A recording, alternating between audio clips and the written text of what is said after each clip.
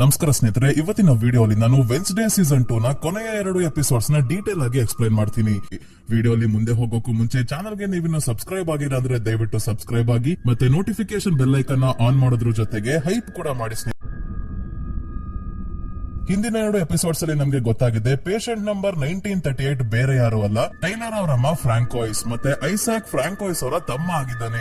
ಕಿಪ್ರಿ madam ಹೇಳ್ದಂಗೆ hide ಆದವರು ತಮ್ಮ ಕಂಟ್ರೋಲ್ ಮಾಡೋ ಮಾಸ್ಟರ್ ಇಲ್ಲ ಅಂದ್ರೆ ಜಾಸ್ತಿ ದಿನ ಬದುಕಲ್ಲ. ಹೆಣ್ಣು ಹೆಡ್ಗಳಿಗೆ ಜಾಸ್ತಿ ಶಕ್ತಿ ಇರುತ್ತೆ, ಹಾಗಾಗಿ ಫ್ರಾಂಕೋಯಿಸ್ ಇಷ್ಟು ವರ್ಷ ಬದುಕಿದ್ಲು. ಈಗ ಸಾಯ್ತಾ ಇದ್ದಾಳೆ ಅಂತ ಇವಳನ್ನ ಹುಷಾರ್ ಮಾಡೋಕೆ ವಿಲೋ ಹಿಲ್ ಮೆಂಟಲ್ ಹಾಸ್ಪಿಟಲ್ ಅಲ್ಲಿ ಕೆಳಗೆ ಇರೋ ಲ್ಯಾಬ್ ಗೆ ಫ್ರಾಂಕೋಯಿಸ್ ನ ಐಸಾಕ್ ಕರ್ಕೊಂಡ್ ಬಂದಿದ್ದ.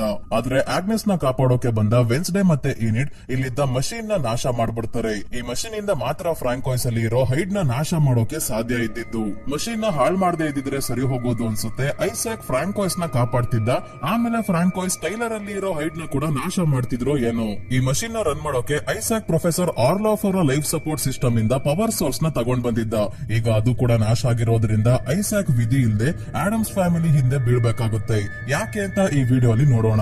ಐಸಾಕ್ ಆಡಮ್ಸ್ ಫ್ಯಾಮಿಲಿಯ ಹಿಂದೆ ಬಿದ್ದಿರೋದಕ್ಕೇನೆ ವೆನ್ಸ್ಡೇ ವಿಷನ್ ಅಲ್ಲಿ ನೋಡಿದ್ದ ಭವಿಷ್ಯ ಚೇಂಜ್ ಆಗಿರೋದು. ಈಗ ಈನಿಡ್ ಸಾಯಲ್ಲ, ಆಡಮ್ಸ್ ಫ್ಯಾಮಿಲಿ ಅವ್ರು ಯಾರೋ ಸಾಯ್ತಾರೆ. ಈಗ ಲಾಸ್ಟ್ 2 ಎಪಿಸೋಡ್ ಅಲ್ಲಿ ಏನಾಗುತ್ತೆ ಅನ್ನೋದನ್ನ ನೋಡೋಣ. ಕತೆ 15 ವರ್ಷ ಹಿಂದಕ್ಕೆ ಹೋಗುತ್ತೆ. ಬಿಯಾಂಕಾ ಅವರಮ್ಮ ಮತ್ತೆ ಮಲ ತಂದೆ ಗಿಡಿಯಾನ್ ಇಬ್ರು ಸೇರಿ ನಡೆಸ್ತಾ ಇದ್ದ ಮಾರ್ನಿಂಗ್ ಸಾಂಗ್ ಕಲ್ಟ್ ಬಗ್ಗೆ ನಮಗೆ ಒಂದು ಭಯಾನಕ ಸತ್ಯ ಗೊತ್ತಾಗುತ್ತೆ.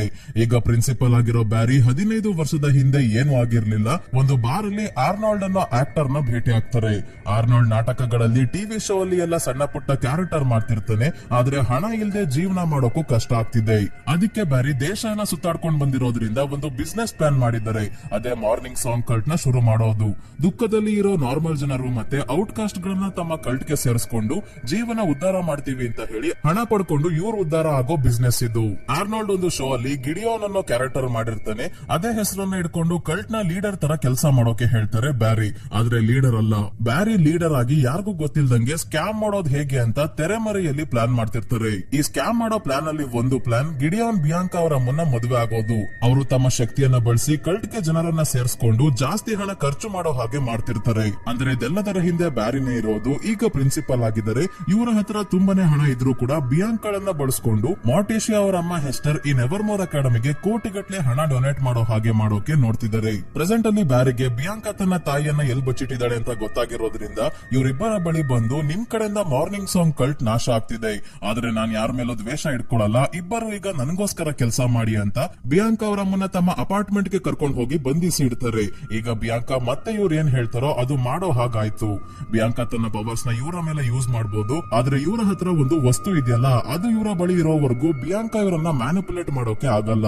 ಇದಾದ್ಮೇಲೆ ಪ್ರೊಫೆಸರ್ ಆರ್ಲಾಫ್ ಅವ್ರನ್ನ ಐಸಾಕ್ ಕೊಂದಿದ್ನಲ್ಲ, ಹಾಗಾಗಿ ಪೊಲೀಸ್ ಅವರು ಬಂದಿದ್ದಾರೆ.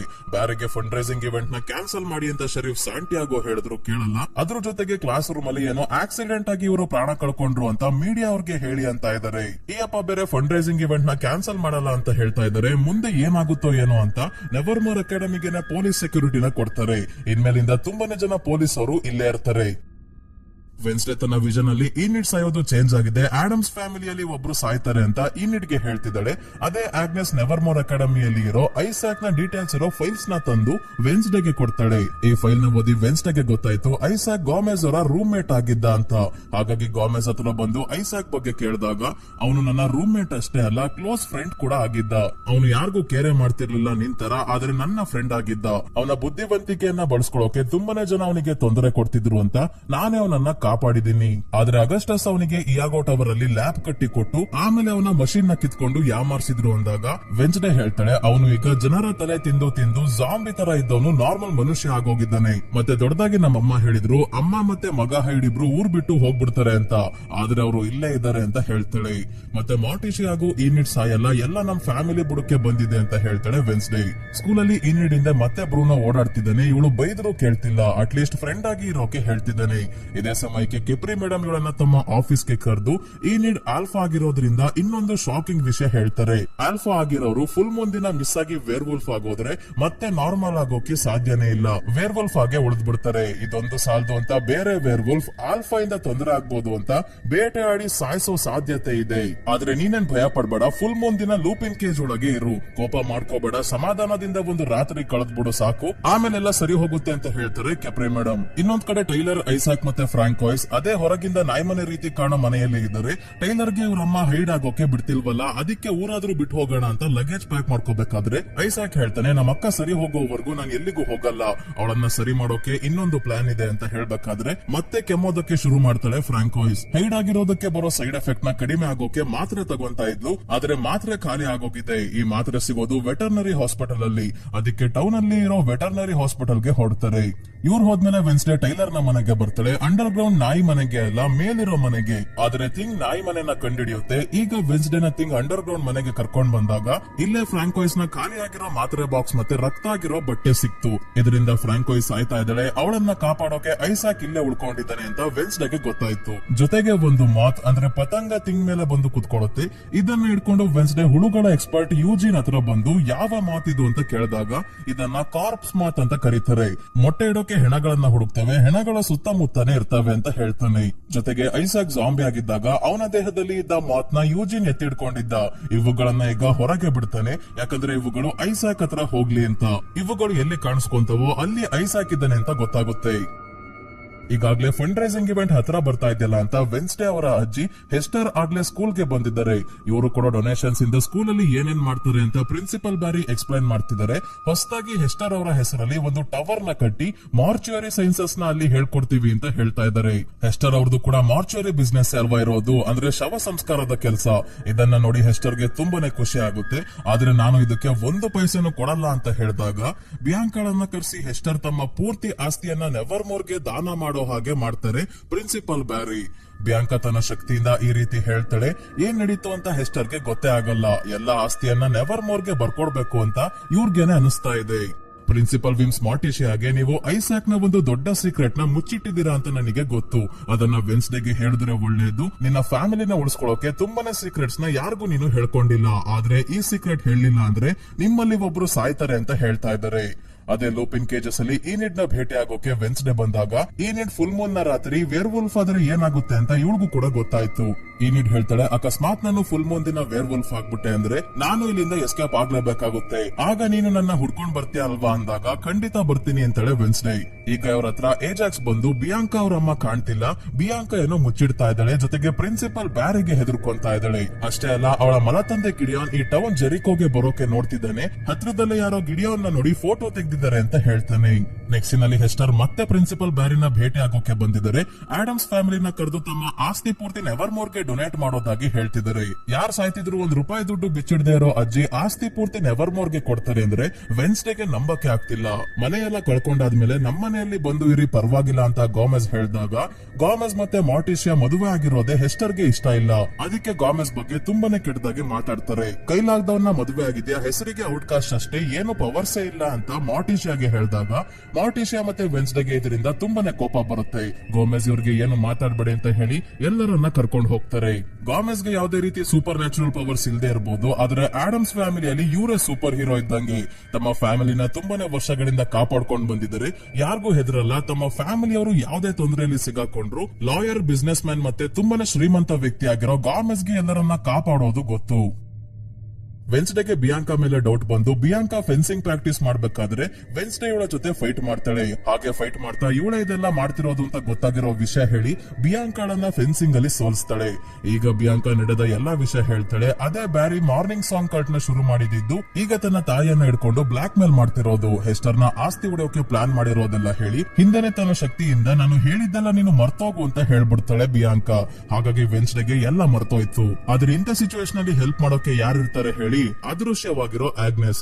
ಬಿಯಾಂಕಾ ಹೇಳಿದ್ನೆಲ್ಲ ಕೇಳಿಸ್ಕೊಂಡಿರೋ ಆಗ್ನೆಸ್ ವೆನ್ಸ್ಡೇ ಬಿಯಾಂಕಾ ಏನ್ ಹೇಳಿದ್ಲು ಅಂತ ಹೇಳ್ತಾಳೆ. ಇನ್ನೊಂದ್ ಕಡೆ ಟೈಲರ್, ಐಸಾಕ್ ಮತ್ತೆ ಫ್ರಾಂಕೋಯ್ಸ್ ವೆಟರ್ನರಿ ಹಾಸ್ಪಿಟಲ್ ಗೆ ಬಂದು ಡಾಕ್ಟರ್ ಗೆ ಹೊಡೆದು ಮಾತ್ರೆ ತಗೊಳ್ಳೋದ್ರ ಜೊತೆಗೆ ಫ್ರಾಂಕೋಯ್ಸ್ ಕೆಮ್ದಾಗೆಲ್ಲ ತುಂಬಾನೇ ರಕ್ತ ಹೋಗ್ತಿರೋದ್ರಿಂದ ಟೈಲರ್ ನ ರಕ್ತವನ್ನ ಇವಳಿಗೆ ಹಾಕ್ತಿದ್ದಾನೆ. ಐಸಾಕ್ ನಂತರ ಫ್ರಾಂಕೋಯ್ಸ್ ನ ಮೊದಲು ಕಾಪಾಡಿ ಆಮೇಲೆ ಆಡಮ್ಸ್ ಫ್ಯಾಮಿಲಿ ಅವರು ಮಾಡಿರೋ ಪಾಪಕ್ಕೆ ಸರಿಯಾಗಿ ಶಿಕ್ಷೆ ಕೊಡ್ತೀನಿ ಅಂತ ಐಸಾಕ್ ಹೇಳ್ತಾನೆ. ಏನ್ ಪಾಪ ಮಾಡಿದ್ದಾರೆ ಆಡಮ್ಸ್ ಫ್ಯಾಮಿಲಿ ಅವರು ಅಂತ ಇನ್ನು ಸ್ವಲ್ಪ ಹೊತ್ತಲ್ಲೇ ಗೊತ್ತಾಗುತ್ತೆ. ಸ್ಕೂಲಲ್ಲಿ ಇನ್ನೇನು ಫಂಡ್ ರೈಸಿಂಗ್ ಇವೆಂಟ್ ಶುರು ಆಗುತ್ತೆ. ಈಗ ಬಿಯಾಂಕಾ ಪ್ರಿನ್ಸಿಪಲ್ ಬ್ಯಾರಿ ಹತ್ರ ಬಂದಾಗ ಇಲ್ಲೇ ಗಿಡಿಯಾನ್ ಇದ್ದಾನೆ. ಇವನು ಕಳೆದ 15 ವರ್ಷದಿಂದ ತುಂಬಾನೇ ಕಷ್ಟಪಟ್ಟು ಬ್ಯಾರಿನ ಶ್ರೀಮಂತ ವ್ಯಕ್ತಿಯನ್ನಾಗೋ ಹಾಗೆ ಮಾಡಿರೋದ್ರಿಂದ ಈಗ ನನ್ನ ಪಾಲಿನ ಹಣ ಕೊಟ್ರೆ ನನ್ನ ಪಾಡಿಗೆ ನಾನು ಹೋಗ್ತೀನಿ ಅಂತ ದುಡ್ಡನ್ನ ಕೇಳ್ತಿದ್ದಾನೆ.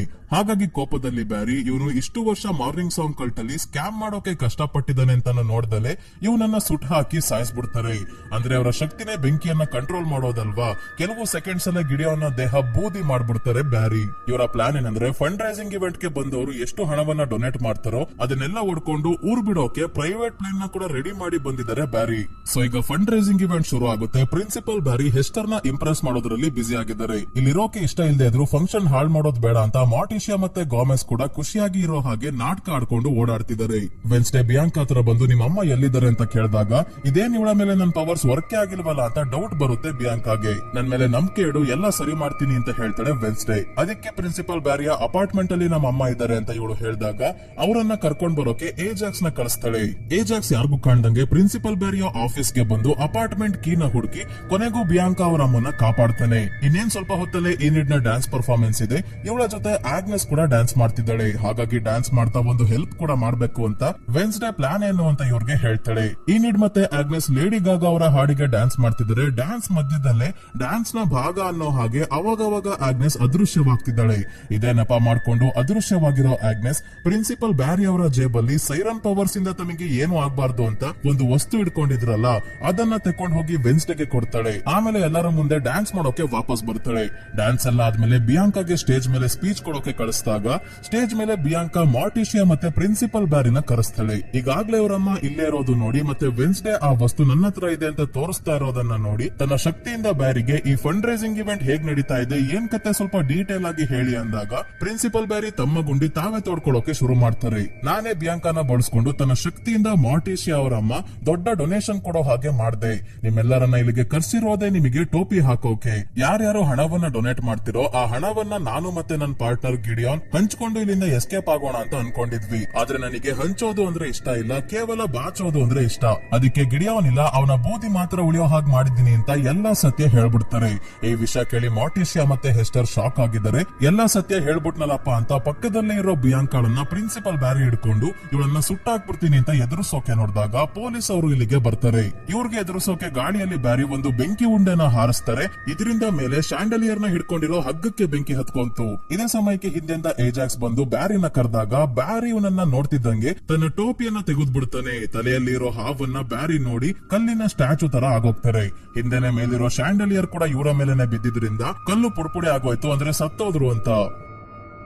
ಬಿಯಾಂಕಾ ವೆನ್ಸ್ಡೇ ಮತ್ತೆ ಏಜಾಕ್ಸ್ ಗೆ ತುಂಬಾನೇ ಥ್ಯಾಂಕ್ಸ್ ಹೇಳ್ತಾ ಇದ್ದಾಳೆ. ಹೆಸ್ಟರ್ ವೆನ್ಸ್ಡೇಗೆ ಬೇಸಿಗೆ ರಜಕ್ಕೆ ನಮ್ಮನೆಗೆ ಬಾ ಅಂದಾಗ ವೆನ್ಸ್ಡೇ ಇದಕ್ಕೆ ಒಪ್ಪಲ್ಲ. ನಿಮಗೆ ಶಕ್ತಿ ಇಲ್ಲದೆ ಇರೋ ಔಟ್ಕಾಸ್ಟ್ ಅಂದ್ರೆ ಆಗಲ್ಲ ಅಲ್ವಾ, ನಾನು ಕೂಡ ನನ್ನ ಸೈಕಿಕ್ ಪವರ್ಸ್ ನ ಕಳ್ಕೊಂಡಿದ್ದೀನಿ, ನಮ್ಮ ಅಪ್ಪಂಗೆ ಪವರ್ಸ್ ಇಲ್ಲ ಅಂತ ಬಾಯಿಗೆ ಬಂದಂಗೆ ಮಾತಾಡಿದ್ರಿ. ಅವರಷ್ಟು ಒಳ್ಳೆ ಔಟ್ಕಾಸ್ಟ್ ಬೇರೆ ಯಾರು ಇಲ್ಲ. ನಾನು ನಿಮ್ಮನೆಗೆ ಬರ್ಬೇಕು ಅಂದ್ರೆ ಅವರ ಹೆಸರಲ್ಲಿ ನೆವರ್ ಮೋರ್ಗೆ ಸ್ವಲ್ಪ ಆದ್ರೂ ಡೊನೇಷನ್ ಮಾಡಿ ಅಂತಾಳೆ ವೆನ್ಸ್ಡೇ. ಇನ್ನು ಎಮೋಷನಲ್ ಬ್ಲಾಕ್ ಮೇಲ್ ಮಾಡ್ತಿದ್ಯಾ ಅಂತ ಹೆಸ್ಟರ್ ಕೇಳಿದಾಗ ಇಲ್ಲ ಎಮೋಷನಲ್ ಅಲ್ಲ, ಬರೀ ಬ್ಲಾಕ್ ಮೇಲ್ ಅಷ್ಟೇ ಅಂತ ಹೇಳ್ತಾಳೆ. ಇದಕ್ಕೆ ಹೆಸ್ಟರ್ ಫುಲ್ ಖುಷಿಯಾಗಿ ಇಡೀ ಆಸ್ತಿನ ದಾನ ಮಾಡಿ ಬೀದಿಗೆ ಬರೋದ್ರಲ್ಲಿ ಜಸ್ಟ್ ಮಿಸ್ ಆದೆ, ಈಗ ನನಗೆ ತುಂಬಾನೇ ಖುಷಿ ಆಗ್ತಿದೆ, ನಿಮ್ಮ ಅಪ್ಪನ ಹೆಸರಲ್ಲಿ ಡೊನೇಷನ್ ಮಾಡ್ತೀನಿ ಬಿಡು ಅಂತ ಹೇಳಿ ಹೋಗ್ತಾರೆ. ಹಿಂದೆನೆ ಇನ್ನೊಂದು ಶಾಕಿಂಗ್ ವಿಷಯ ಹೇಳೋಕೆ ಯೂಜಿನ್ ಬರ್ತಾನೆ. ಮಾತುಗಳು ನೆವರ್ ಮೋರ್ ಸ್ಮಶಾನದಲ್ಲಿ ಇದ್ದಾವೆ, ಅಂದ್ರೆ ಐಸಾಕ್ ಕೂಡ ಅಲ್ಲೇ ಇದ್ದಾನೆ. ಪ್ರಾಬ್ಲಮ್ ಏನಂದ್ರೆ ಪಕ್ಸ್ಲಿ ಕೂಡ ಆ ಕಡೆನೆ ಹೋಗಿದ್ದ ಅಂತ ಹೇಳ್ತಿದ್ದಂಗೆ ಐಸಾಕ್ ಪಕ್ಸ್ಲಿನ ಕಿಡ್ನಾಪ್ ಮಾಡೋಕೆ ಬಂದಿರ್ಬೇಕು ಅಂತ ಗೊತ್ತಾಯ್ತು. ಅದಕ್ಕೆ ತಕ್ಷಣ ಸ್ಮಶಾನಕ್ಕೆ ಹೊರಡ್ತಾರೆ. ಆದ್ರೆ ಲೇಟ್ ಆಗೋಗಿದೆ, ಪಕ್ಸ್ಲಿನ ಕಿಡ್ನಾಪ್ ಮಾಡ್ಬಿಟ್ಟಿದ್ದಾನೆ ಐಸಾಕ್. ಪೊಲೀಸರು ಪಕ್ಸ್ಲಿನ ಹುಡುಕ್ತಾ ಇದ್ದಾರೆ. ಆದ್ರೆ ವೆನ್ಸ್ಡೇಗೆ ಗೊತ್ತು ಪೊಲೀಸರು ಹುಡುಕಿದ್ರೆ ಅವನು ಸಿಗಲ್ಲ ಅಂತ. ಅದಕ್ಕೆ ಪ್ರಿನ್ಸಿಪಲ್ ವಿಮ್ಸ್ ಮತ್ತೆ ಮಾರ್ಟಿಶಿಯಾ ಜೊತೆ ಮೀಟಿಂಗ್ ಮಾಡಿದಾಗ ಪ್ರಿನ್ಸಿಪಲ್ ವಿಮ್ಸ್ 3 ಜನ ಸೈಕಿಕ್ ಪವರ್ಸ್ ಇರೋರು ಜೊತೆಗೆ ಸೇರಿ ತಮ್ಮ ಶಕ್ತಿಯನ್ನ ಉಪಯೋಗಿಸಬೇಕು, ಆಗ ಪಕ್ಸ್ಲಿನ ಹುಡುಕ್ಬಹುದು ಅಂತ ಹೇಳಿದಾಗ ಮಾರ್ಟಿಶಿಯಾ, ವೆನ್ಸ್ಡೇ ಮತ್ತೆ ಹೆಸ್ಟರ್ 3 ಜನ ರಾಸಲಿನ್ ನ ಸೀಕ್ರೆಟ್ ಚೇಂಬರ್ ಗೆ ಬಂದು 3 ಜನ ಕೈ ಹಿಡ್ಕೊಂಡು ಒಂದು ಆಚರಣೆ ಮಾಡಿದಾಗ ಇದ್ದಕ್ಕಿದ್ದಂಗೆ ವೆನ್ಸ್ಡೇಗೆ ವಿಷನ್ ಕಾಣಿಸುತ್ತೆ. ಪಕ್ಸ್ಲಿ ಇಲ್ಲೆಲ್ಲೋ ಕಾಣ್ತಿಲ್ಲ, ಆದ್ರೆ ಪಕ್ಸ್ಲಿ ಯಾಕೆ ಕಿಡ್ನಾಪ್ ಆದ ಅನ್ನೋದು ಗೊತ್ತಾಗುತ್ತೆ. ಎವರ್ ಮೋರ್ ಅಕಾಡೆಮಿಯಲ್ಲಿ ಮಾರ್ಟಿಶಿಯಾ ಮತ್ತೆ ಗಾಮೆಸ್ ಸ್ಟೂಡೆಂಟ್ ಆಗಿದ್ದಾಗ ಐಸಾಕ್ ನ ಡೆಡ್ ಬಾಡಿನ ಸ್ಕಲ್ ಟ್ರೀ ಕೆಳಗೆ ಮಣ್ಣು ಮಾಡ್ತಿದ್ದಾರೆ ಮಾರ್ಟಿಶಿಯಾ ಮತ್ತೆ ಗಾಮೆಸ್. ಇಷ್ಟನ್ನ ವಿಷನ್ ಅಲ್ಲಿ ನೋಡಿ ಮಾರ್ಟಿಶಿಯಾಗೆ ವೆನ್ಸ್ಡೇ ಈಗ್ಲಾದ್ರೂ ಸತ್ಯ ಹೇಳ್ತೀರ ಅಂದಾಗ ಕೊನೆಗೂ ಏನಾಯ್ತು ಅಂತ ಹೇಳ್ತಾಳೆ ಮಾರ್ಟಿಶಿಯಾ. ಐಸಾಕ್ ಸಾವನ್ನಪ್ಪಿದ ದಿನ ಸಾಯೋಕ್ಕೂ ಮುಂಚೆ ಇಯಾಗೋ ಟವರ್ ಗೆ ಫ್ರಾಂಕೋಯ್ಸ್ ಮತ್ತೆ ತನ್ನ ಬೆಸ್ಟ್ ಫ್ರೆಂಡ್ ಗಾಮೆಸ್ ನ ಕರ್ಕೊಂಡ್ ಬಂದಿರ್ತಾನೆ. ಫ್ರಾಂಕೋಯ್ಸ್ ಮತ್ತೆ ಹೈಡ್ ಆಗದೆ ಇರೋ ಹಾಗೆ ಮಾಡ್ಬೇಕು ಅಂತ ಎಂತ ಕೆಲಸ ಮಾಡೋಕೆ ಹೊರಟಿದ್ದ ಅಂದ್ರೆ ಗಾಮೆಸ್ ನ ಬಲಿ ಕೊಡೋಕೆ ಹೊರಟಿದ್ದಾನೆ. ಐಸಾಕ್ ನ ಮಷಿನ್ ರನ್ ಆಗ್ಬೇಕು ಅಂದ್ರೆ ಮೊದ್ಲೇ ಹೇಳ್ದಂಗೆ ತುಂಬಾನೇ ಪವರ್ ಬೇಕು. ಪವರ್ ಸೋರ್ಸ್ ಪವರ್ಸ್ ಎಲ್ಲೂ ಸಿಗ್ತಾ ಇರಲ್ಲ. ಆದ್ರೆ ಆಗ ಗಾಮೆಜ್ ಅವರ ಔಟ್ಕಾಸ್ಟ್ ಪವರ್ ಎಲೆಕ್ಟ್ರೋಕೈನಸಿಸ್ ಆಗಿತ್ತು. ಅಂದ್ರೆ ಸೇಮ್ ಪಕ್ಸ್ಲಿ ಮತ್ತೆ ಅಂಕಲ್ ಫೆಸ್ಟರ್ ತರ ಗಾಮೆಜ್ ಅವ್ರಿಗೂ ದೇಹದಿಂದ ಕರೆಂಟ್ ಪ್ರೊಡ್ಯೂಸ್ ಮಾಡೋ ಶಕ್ತಿ ಇತ್ತು. ಮೊದಲು ನಮಗೆ ಡೌಟ್ ಇತ್ತಲ್ಲ ಸ್ನೇಹಿತರೆ, ಗಾಮೆಜ್ ಅವರ ತಮ್ಮ ಅಂಕಲ್ ಫೆಸ್ಟರ್ ನ ಪವರ್ಸ್ ಪಕ್ಸ್ಲಿಗೆ ಯಾಕೆ ಬಂತು ಅಂತ. ಈಗ ನಮಗೆ ಗೊತ್ತಾಗಿದೆ, ತನ್ನ ತಂದೆಯ ಪವರ್ಸೇ ಮಗ ಪಕ್ಸ್ಲಿಗೆ ಬಂದಿರೋದು. ತನ್ನ ಫ್ರೆಂಡ್ ಗೆ ಸಹಾಯ ಮಾಡಬೇಕು ಅಂತ ಐಸಾಕ್ ಹೇಳಿದ್ದೆಲ್ಲ ಗಾಮೆಜ್ ಮಾಡ್ತಿರ್ತಾರೆ. ಇವರನ್ನ ಚೇರ್ಗೆ ಕಟ್ ಹಾಕಿ ಇವರ ದೇಹವನ್ನೇ ಪವರ್ ಸೋರ್ಸ್ ಆಗಿ ಯೂಸ್ ಮಾಡೋಕೆ ಹೆಲ್ಮೆಟ್ ನ ಹಾಕ್ತಾನೆ ಐಸಾಕ್. ಇವನು ಮಷೀನ್ ನ ಆನ್ ಮಾಡ್ತಿದ್ದಂಗೆ ಮಷೀನ್ ಇವರ ದೇಹದಿಂದ ಪವರ್ ಹೇಳ್ಕೊಳ್ಳೋಕೆ ಶುರು ಮಾಡಿ ಇನ್ನೇನು ಗಾಮೆಜ್ ಅವರ ಕತೆ ಮುಗೀತು ಅನ್ನುವಾಗ ಮಾರ್ಟಿಶಿಯಾ ಬಂದು ಮಷೀನ್ ಅಲ್ಲಿ ಇರೋಬರೋ ಬಟನ್ ಎಲ್ಲ ಒತ್ತಿ ಬ್ಲಾಸ್ಟ್ ಆಗೋ ಹಾಗೆ ಮಾಡ್ಬಿಡ್ತಾಳೆ. ಇದರಿಂದ ಮಷೀನ್ ಹತ್ರನೇ ಇದ್ದ ಐಸಾಕ್ ಸಾವನ್ನಪ್ತಾನೆ. ಗಾಮೆಜ್, ಫ್ರಾಂಕೋಯ್ಸ್ ಮತ್ತೆ ಮಾರ್ಟಿಶಿಯಾಗೆ ಏನೂ ಆಗಿರಲ್ಲ. ಆದ್ರೆ ಈ ಘಟನೆಯಲ್ಲಿ ಗಾಮೆಜ್ ತಮ್ಮ ಶಕ್ತಿಯನ್ನ ಕಳ್ಕೊಂತಾರೆ. ಗಾಮೆಜ್ ಸತ್ ಮೇಲೆ ಮಣ್ ಮಾಡೋಕೆ ಅಂತ ಮೊದ್ಲೇ ಐಸಾಕ್ ಸ್ಕಲ್ಟ್ರಿ ಕೆಳಗೆ ಗುಂಡಿ ತೆಗೆದು ಬಂದಿದ್ದ. ಅದೇ ಗುಂಡಿ ಒಳಗೆ ಐಸಾಕ್ ನ ಹಾಕಿ ಮಣ್ ಮಾಡ್ತಾರೆ ಗಾಮೆಜ್ ಮತ್ತೆ ಮಾರ್ಟಿಶಿಯಾ. ಇದರ ಬಗ್ಗೆ ಯಾರಿಗೂ ಯಾಕೆ ಹೇಳಲಿಲ್ಲ ಅಂದ್ರೆ, ಇಯಾಗೋ ಟವರ್ ಅಲ್ಲಿ ಅಗಸ್ಟಸ್ ಅವರು ಸೀಕ್ರೆಟ್ ಲ್ಯಾಬ್ ನ ಐಸಾಕ್ ಗೆ ಮಾಡ್ಕೊಟ್ಟಿದ್ದು. ಹಾಗಾಗಿ ಲ್ಯಾಬ್ ಇರೋ ವಿಷಯ ಯಾರಿಗೂ ಹೇಳ್ಬೇಡಿ, ಹೇಳಿದ್ರೆ ನೀವೇ ಐಸಾಕ್ ನ ಕೊಲೆ ಮಾಡಿದ್ದು ಅಂತ ಪೊಲೀಸ್ ಅವ್ರಿಗೆ ಹೇಳ್ತೀನಿ ಅಂತ ಬೆದರಿಕೆ ಹಾಕಿದಾಗ ಇವರಿಬ್ರು ಏನೂ ಆಗೇ ಇಲ್ಲ, ಐಸಾಕ್ ಎಕ್ಸ್ಪೆರಿಮೆಂಟ್ ಮಾಡೋಕೆ ಹೋಗಿ ಸತ್ತೋಗಿರೋದು ಅಂತ ಎಲ್ಲರಿಗೂ ಹೇಳಿ ಸುಮ್ನಾಗ್ಬಿಡ್ತಾರೆ. ಅಂದ್ರೆ ಐಸಾಕ್ ತನ್ನ ಸಾವಿಗೆ ಕಾರಣ ಮಾರ್ಟಿಶಿಯಾ ಮತ್ತೆ ಗಾಮೆಜ್ ಅಂತ ಇವರ ವಿರುದ್ಧ ಸೇಡ್ ತೀರ್ಸ್ಕೊಡೋಕೆ ಕಾಯ್ತಾ ಇದ್ದಾನೆ. ಫ್ರಾಂಕೋಯ್ಸ್ ನ ಹುಷಾರ್ ಮಾಡೋಕೆ ಮತ್ತೆ ಪವರ್ ಸೋರ್ಸ್ ಬೇಕಲ್ಲ, ಅದಕ್ಕೇನೆ ಪಕ್ಸ್ಲಿನ ಕಿಡ್ನಾಪ್ ಮಾಡ್ಕೊಂಡು ಹೋಗಿರೋದು. ಪ್ರಿನ್ಸಿಪಲ್ ವಿಮ್ಸ್ ಮೊದ್ಲೇ ಮಾರ್ಟಿಶಿಯಾಗೆ ಹೇಳಿದ್ರು, ಏನ್ ಸತ್ಯ ಇದೆ ಅದನ್ನ ವೆನ್ಸ್ಡೇಗೆ ಹೇಳ್ಬಿಡು ಅಂತ. ಈ ವಿಷಯ ಮೊದ್ಲೇ ಗೊತ್ತಾಗಿದ್ದಿದ್ರೆ ಪಕ್ಸ್ಲಿನ ಕಾಪಾಡ್ಕೋಬಹುದಾಗಿತ್ತು. ಸ್ಕೂಲಲ್ಲಿ ಮತ್ತೆ ಪ್ರಿನ್ಸಿಪಲ್ ಇಲ್ಲ, ವರ್ಷ ಬೇರೆ ಮುಗಿತಾ ಬಂತು ಅಂತ ಮತ್ತೆ ರಜಾ ಕೊಟ್ಟು ಸ್ಟೂಡೆಂಟ್ಸ್ ನ ಮನೆಗೆ ಕಳಿಸ್ತಾ ಇದ್ದಾರೆ. ಆಗ್ನೆಸ್ ಕೂಡ ಹೊರಟಿದ್ದಾಳೆ. ಆದ್ರೆ ಈನಿಡ್ ಮತ್ತೆ ವೆನ್ಸ್ಡೇ ಎಲ್ಲಿಗೂ ಹೋಗ್ತಿಲ್ಲ. ಈನಿಡ್ ಬ್ರೂನೋ ತನ್ನ ಗರ್ಲ್ ಫ್ರೆಂಡ್ ಜೊತೆ ಹೋಗ್ತಿರೋದು ನೋಡ್ಬೇಕಾದ್ರೆ ಇವಳ ಹಳೆ ಬಾಯ್ ಫ್ರೆಂಡ್ ಏಜಾಕ್ಸ್ ಬರ್ತಾನೆ ಇವಳನ್ನ ಮಾತಾಡ್ಸೋಕೆ. ಮೊದ್ಲು ಬ್ರೂನೋಗೋಸ್ಕರ ಈನಿಡ್ ಏಜಾಕ್ಸ್ ನ ಬಿಟ್ಟಿದ್ಲು, ಈಗ ಇವಳನ್ನೇ ಬಿಟ್ಟು ಬ್ರೂನೋ ಹೋಗಿದ್ದಾನೆ. ಇದಕ್ಕೆ ನಮ್ ಕಡೆ ಒಂದು ಗಾದೆ ಇದೆ, ಕರ್ಮ ರಿಟರ್ನ್ಸ್ ಅಂತ. ಈಗ ಯೂಜಿನ್ ಗಾಬರಿ ಆಗಿ ವೆನ್ಸ್ಡೇ ಹತ್ರ ಬಂದು ಒಂದು ಬಾಕ್ಸ್ ನ ಕೊಡ್ತಾನೆ. ನಾನು ನನ್ನ ಶೆಡ್ ಅಲ್ಲಿ ಇದ್ದಾಗ ಐಸಾಕ್ ಇದನ್ನ ಕೊಟ್ಟು ಹೋದ, ನಿನಗೆ ಕೊಡೋಕೆ ಹೇಳಿ ಅಂತ ಹೇಳ್ತಾನೆ. ವೆನ್ಸ್ಡೇ ಬಾಕ್ಸ್ ಒಳಗೆ ನೋಡಿದಾಗ ಸ್ಕಲ್ಟ್ರಿ ಇರೋ ವಾಟರ್ ಗ್ಲೋಬ್ ಇದೆ, ಇದರ ಕೆಳಗೆ ಮಧ್ಯರಾತ್ರಿ ಅಂತ ಬರ್ದಿದ್ದಾನೆ.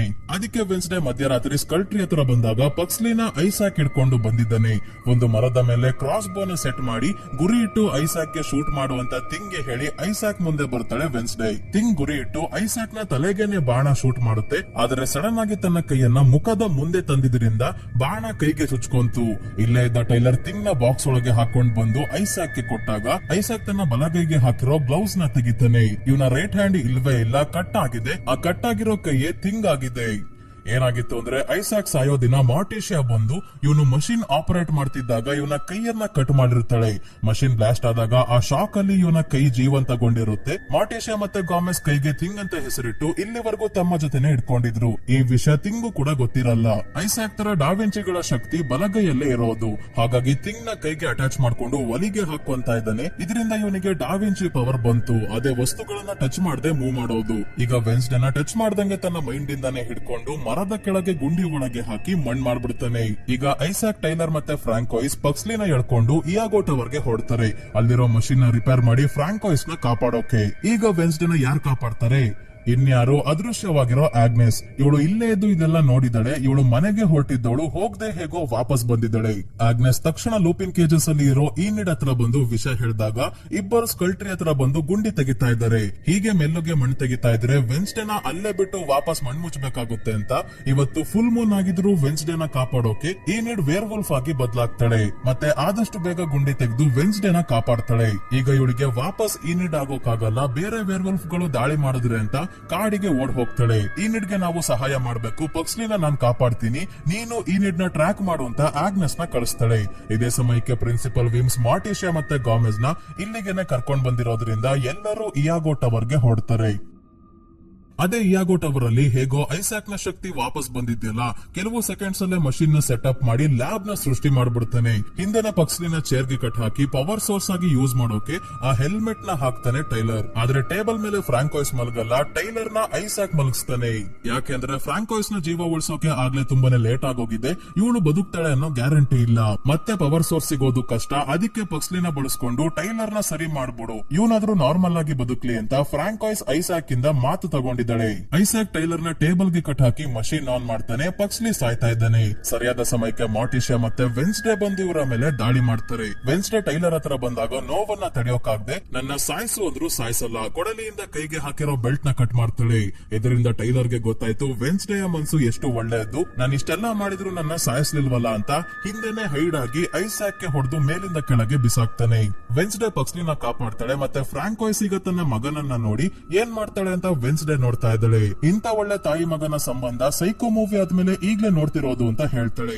ಸೈಕೋ ಮೂವಿಯ ಭಯಾನಕ ಕ್ಲೈಮ್ಯಾಕ್ಸ್ ನೋಡಿದ್ರೆ ನಿಮ್ಗೆ ಗೊತ್ತಿರುತ್ತೆ ಆ ಮೂವಿಯಲ್ಲಿ ತಾಯಿ ಮಗನ ಸಂಬಂಧ ಹೇಗಿತ್ತು ಅಂತ.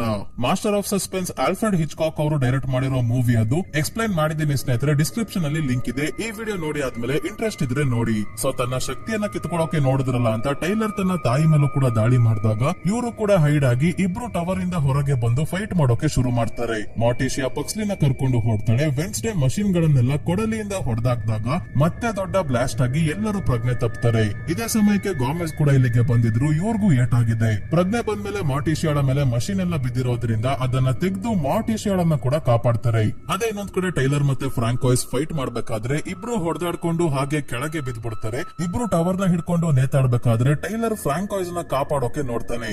ಆದ್ರೆ ಫ್ರಾಂಕೋಯ್ಸ್ ಕೈ ಬಿಟ್ಟು ಬೇಕು ಅಂತಾನೆ ಕೆಳಗೆ ವೇರ್ ವುಲ್ಫ್ ನ ಸ್ಟ್ಯಾಚು ಮೇಲೆ ಬಿದ್ದು ಸಾವನ್ನಪ್ತಾಳೆ. ಅದೇ ಟವರ್ ಒಳಗೆ ಐಸಾಕ್ ಇನ್ನೂ ಬದುಕಿದ್ದಾನೆ. ವೆನ್ಸ್ಡೇನ ಹಿಡ್ಕೊಂಡು ಕತ್ತಿಸ್ಕಿ ಸಾಯಿಸೋಕೆ ನೋಡಿದಾಗ ಇವನ ಕೈಯಲ್ಲಿ ಇರೋ ಥಿಂಗ್ಗೆ ಪ್ರಜ್ಞೆ ಬರೋ ಹಾಗೆ ಮಾಡೋಕೆ ಮಾರ್ಟಿಶಿಯಾ ಮತ್ತೆ ಗಾಮೆಸ್ ಥಿಂಗ್ ನ ಮಾತಾಡಿಸ್ತಾ ಇದ್ದಾರೆ. ಹಾಗಾಗಿ ಥಿಂಗ್ಗೆ ಪ್ರಜ್ಞೆ ಬಂತು. ಇದೇ ಐಸಾಕ್ ಗೆ ಚೆನ್ನಾಗಿ ಹೊಡೆದು ಇವನ ಮೆಕ್ಯಾನಿಕಲ್ ಹಾರ್ಟ್ ನ ಕಿತ್ತಾಕಿ ಸಾಯಿಸ್ಬಿಡುತ್ತೆ. ಆಮೇಲೆ ಒಲಿಗೆ ಬಿಚ್ಕೊಂಡು ತನ್ನ ನಿಜವಾದ ಫ್ಯಾಮಿಲಿ ಹತ್ರ ಬರುತ್ತೆ. ಸೊ ಇದೆಲ್ಲ ಆದ್ಮೇಲೆ ಬೆಳಗ್ಗೆ ವೆನ್ಸ್ಡೇ ಈನಿಡ್ ನ ಹುಡ್ಕೋಕೆ ಹೊರಟಿದ್ದಾಳೆ. ಆಗ್ನೆಸ್ ಅವಳನ್ನ ಟ್ರ್ಯಾಕ್ ಮಾಡಿದ್ದಾಳೆ. ವೈಲ್ಡ್ ಲೈಫ್ ಕ್ಯಾಮ್ರಾದಲ್ಲಿ ಈನಿಡ್ ಕಾಣಿಸಿದ್ದಾಳೆ. ಅವಳು ಕೆನಡಾದ ಬಾರ್ಡರ್ ಕಡೆ ಹೋಗ್ತಿದ್ದಾಳೆ ಅಂತ ಗೊತ್ತಾಯ್ತು. ಈಗ ನೆವರ್ ಮೋರ್ ನೋ ಮೋರ್ ಆಗಿರೋದ್ರಿಂದ ಮುಂದೆ ಈ ಸ್ಕೂಲ್ ಕತೆ ಏನಾಗುತ್ತೆ ನೋಡ್ಬೇಕು. ಟೈಲರ್ ತನ್ನ ತಂದೆಯ ಸಮಾಧಿ ಪಕ್ಕನೆ ಫ್ರಾಂಕೋಯ್ಸ್ ನ ಮಣ್ ಮಾಡಿ ದುಃಖದಲ್ಲಿ ನಿಂತಿದ್ದಾಗ ಕೆಪ್ರಿ ಮೇಡಮ್ ಬಂದು ಒಂದು ಶಾಕಿಂಗ್ ವಿಷಯ ಹೇಳ್ತಾರೆ. ಇವರ ಬಾಯ್ ಫ್ರೆಂಡ್ ಅಷ್ಟೇ ಅಲ್ಲ ಹೈಡ್ ಆಗಿದ್ದು, ಇವರ ಅಪ್ಪ ಕೂಡ ಹೈಡ್ ಆಗಿದ್ರು. ಅಷ್ಟೇ ಅಲ್ಲ, ಕೆಪ್ರಿ ಮೇಡಮ್ ಯಾವ್ದೋ ಸೀಕ್ರೆಟ್ ಜಾಗ ಮಾಡಿ ಟೈಲರ್ ತರ ಹೈಡ್ ಗಳನ್ನ ಹೊರಗಿನ ಜಗತ್ತಿನಿಂದ ಸೇಫ್ ಆಗಿ ಇಟ್ಟಿದ್ದಾರೆ. ಅಲ್ಲಿಗೇನೆ ಟೈಲರ್ ನ ಕೂಡ ಬರೋಕೆ ಹೇಳ್ತಾರೆ. ಅಲ್ಲಿ ಯಾವ್ದೋ ಸಪೋರ್ಟ್ ಸಿಸ್ಟಮ್ ಇದೆಯಂತೆ. ಯಾವ ತರ ಸಪೋರ್ಟ್ ಸಿಸ್ಟಮ್ ಅಂತ ಗೊತ್ತಿಲ್ಲ. ಅಲ್ಲಿಗೆ ಹೋದ್ರೆ ಇವನ ಪ್ರಾಣ ಕಾಪಾಡಬಹುದು, ಮಾಸ್ಟರ್ ಇಲ್ದೇ ಇದ್ರು ಬದುಕೋ ಹಾಗೆ ಮಾಡಬಹುದು ಅಂದಿದ್ರಿಂದ ಇವರ ಜೊತೆನೆ ಹೊಡ್ತಾನೆ ಟೈಲರ್. ವೆನ್ಸ್ಡೇ ಅವರ ಅಪ್ಪ ಅಮ್ಮ ಗಾಮೆಸ್ ಮತ್ತೆ ಮಾರ್ಟಿಶಿಯಾ ಕೂಡ ಇಲ್ಲಿನ ಮನೆಯನ್ನ ಖಾಲಿ ಮಾಡಿ ತಮ್ಮ ಮನೆಗೆ ಹೊರಟಿದ್ದಾರೆ. ಮಾರ್ಟಿಶಿಯಾ ವೆನ್ಸ್ಡೇಗೆ ತನ್ನ ತಂಗಿ ಒಫಿಲಿಯಾಳ ಡೈರಿನ ಕೊಡ್ತಾಳೆ. ಮತ್ತೆ ಪ್ರಿನ್ಸಿಪಾಲ್ ವೀಮ್ಸ್ ಇವರನ್ನ ಭೇಟಿಯಾಗಿ ಮಾತಾಡಿಸಿ ಮತ್ತೆ ಸಿಗೋಣ ಅಂತ ಹೇಳಿ ಹೋಗ್ತಾರೆ. ವೆನ್ಸ್ಡೇನ ಕರ್ಕೊಂಡು ಹೋಗೋಕೆ ಮಾರ್ಟಿಶಿಯಾ ಮತ್ತೆ ಗಾಮೆಸ್ ತಯಾರಾಗಿದ್ದಾರೆ. ನಾನ್ ಬರ್ತಿಲ್ಲ ನೀವು ಹೋಗಿ ಅಂತ ಅಂಕಲ್ ಫೆಸ್ಟರ್ ನ ಕರ್ಸ್ಕೊಂಡು ಇವರ ಜೊತೆ ಹೊಡ್ತಾಳೆ ಈನಿಡ್ ನ ಹುಡ್ಕೋಕೆ. ಥಿಂಗ್ ಕೂಡ ಇವಳ ಜೊತೆನೆ ಇದೆ. ಈಗಲೂ ವೆನ್ಸ್ಡೇ ಮನ್ಸಲ್ಲಿ ತುಂಬಾನೇ ಪ್ರಶ್ನೆಗಳಿದಾವೆ. ತನ್ನ ತಂದೆ ತಾಯಿ ಇನ್ನೇನಾದ್ರೂ ಮುಚ್ಚಿಡ್ತಿದಾರ? ಮತ್ತೆ ಒಫಿಲಿಯಾಗೆ ಸೇರಿದ ಡೈರಿಯನ್ನ ಮಾರ್ಟಿಶಿಯಾ ಈಗ ಯಾಕೆ ಕೊಟ್ರು? ಟೈಲರ್ ನ ಬದುಕೋಕೆ ಬಿಟ್ಟು ತಪ್ಪು ಮಾಡದ್ದ ಅಂತೆಲ್ಲ. ಮೊದ್ಲು ಈನಿಡ್ ನ ಹುಡ್ಕೋಕೆ ಹೊರಟಿದ್ದಾಳೆ. ಈನಿಡ್ ಮಳೆಯಲ್ಲಿ ನೆನ್ಕೊಂಡು ಕಾಡಲ್ಲಿ ಓಡಾಡ್ತಿದ್ದಾಳೆ. ದಾರಿಯಲ್ಲಿ ಒಫಿಲಿಯಾಳ ಡೈರಿ ನೋಡ್ಬೇಕಾದ್ರೆ ಇವಳಿಗೆ 1 ಸೆಕೆಂಡ್ಗೆ ಒಫಿಲಿಯಾ ಒಂದು ಕತ್ತಲೆ ಕೋಣೆಯಲ್ಲಿ ಇರೋ ಹಾಗೆ ವಿಷನ್ ಕಾಣಿಸುತ್ತೆ. ಸೊ ಈಗ ನಮ್ಗೆ ಕೊನೆಗೂ ಒಫಿಲಿಯಾ ಬಗ್ಗೆ ಗೊತ್ತಾಗುತ್ತೆ. ಒಫಿಲಿಯಾನ ಬೇರೆ ಯಾರು ಅಲ್ಲ, ಹೆಸ್ಟರ್ ಅವರೇ ತಮ್ಮ ಮನೆಯ ಒಂದು ಸೀಕ್ರೆಟ್ ಜಾಗದಲ್ಲಿ ಒಂದು ರೂಮ್ ಅಲ್ಲಿ ಕೂಡ ಹಾಕಿದ್ದಾರೆ. ಅದು ಅಲ್ಲದೆ ಒಫಿಲಿಯಾ ಗೋಡೆ ಮೇಲೆ ವೆನ್ಸ್ಡೇ ಸಾಯ್ಬೇಕು ಅಂತ ಬರ್ದಿದ್ದಾಳೆ. ವೆನ್ಸ್ಡೇಗೆ ಮುಂದೆನೂ ತುಂಬಾನೇ ಚಾಲೆಂಜಸ್ ಇರೋದಂತೂ ನಿಜ. ಅಂಕಲ್ ಫೆಸ್ಟರ್ ಜೊತೆ ಹೋಗ್ಬೇಕಾದ್ರೆ ಆ ಒಂದು ಕಣ್ಣಿನ ಕಾಗೆ ಕೂಡ ಇಲ್ಲಿಂದಾನೇ ಹಾರೋಗುತ್ತೆ. ಸೊ ಸ್ನೇಹಿತರೆ, ಈ ಸೀರೀಸ್ ಇಲ್ಲಿಗೆ ಮುಗಿಯುತ್ತೆ. ವೆನ್ಸ್ಡೇ ಮನ್ಸಲ್ಲಿ ಏನೇನ್ ಪ್ರಶ್ನೆ ಇದೆಯೋ ಅದೇ ಪ್ರಶ್ನೆಗಳು ನಮ್ಮ ಮನ್ಸಲ್ಲೂ ಇದೆ. ಆದ್ರೆ ಈ ಪ್ರಶ್ನೆಗಳಿಗೆ ಉತ್ತರ ಸಿಗ್ಬೇಕು ಅಂದ್ರೆ 2027ರವರೆಗೂ ಕಾಯಲೇಬೇಕು. ಸೀಸನ್ 3 ನ ಆಲ್ರೆಡಿ ಅನೌನ್ಸ್ ಮಾಡಿದ್ದಾರೆ. ರಿಲೀಸ್ ಆಗೋದು 2027ಕ್ಕೆ. ಸೊ ಸ್ನೇಹಿತರೆ, ಈ ಸೀರೀಸ್ ನಿಮ್ಗೆ ಹೇಗೆ ಅನಿಸ್ತು ಅಂತ ಕಮೆಂಟ್ಸ್ ಅಲ್ಲಿ ಮಿಸ್ ಮಾಡದೆ ತಿಳಿಸಿ. ವಿಡಿಯೋ ಇಷ್ಟ ಆಗಿದ್ರೆ ಲೈಕ್ ಮಾಡಿ, ಚಾನಲ್ ಗೆ ಸಬ್ಸ್ಕ್ರೈಬ್ ಆಗೋದ್ರ ಜೊತೆಗೆ ಹೈಪ್ ಕೂಡ ಮಾಡಿ ಸ್ನೇಹಿತರೆ. ಇದೇ ರೀತಿಯ ವಿಡಿಯೋವಿನೊಂದಿಗೆ ಮತ್ತೆ ನಿಮ್ಮನ್ನ ಭೇಟಿ ಆಗ್ತೀನಿ. ಧನ್ಯವಾದಗಳು.